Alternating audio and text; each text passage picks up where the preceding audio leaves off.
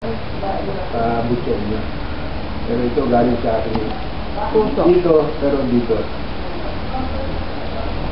Tatlong bagay itong aking paabot sa inyo. Itong linggong ito.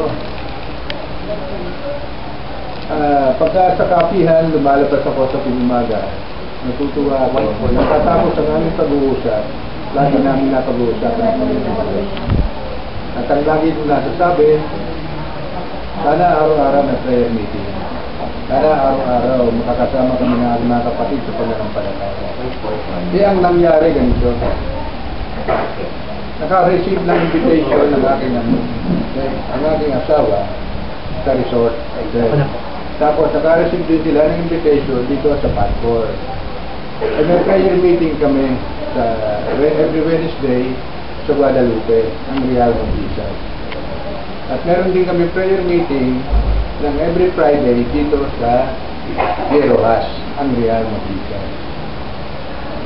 Ngayon, pumasok naman sa isipan ko at tumawag na ako kay Brother Ethan kung anong araw, kung kailan namin gagawin yung vigil, yung magmula 11 hanggang sa 4 ng umaga.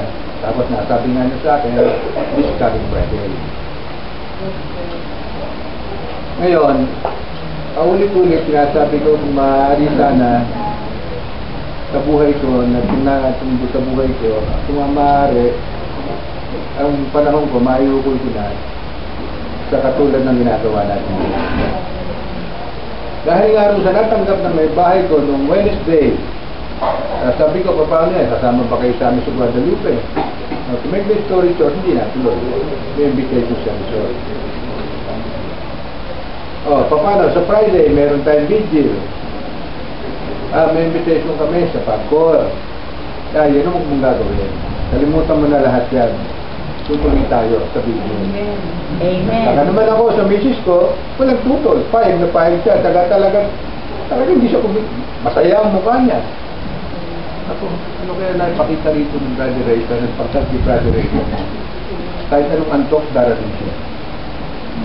Marami ka mang inaatinan na prayer meeting.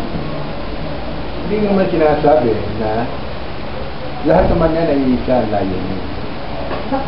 Naliligayahan ako nung sabihin niya na sabi ko naman sa kanila, atin tayo ng vigil sa coming Friday, pero hindi tayo atin noon nang dahil lamang sa napipilitan tayo, kundi atin tayo ron, hindi dahil sa may tatanggapin tayo sa Panginoon Diyos na dinarasal natin, mihiling tayo ng kung anong hihilingin natin, kundi darating tayo ron, nang galing ating kalooban, ipakita natin sa Panginoon Diyos, meron man siya, ibibigay sa atin o wala, darating tayo at magsisilbi tayo sa Panginoon Diyos. Amen.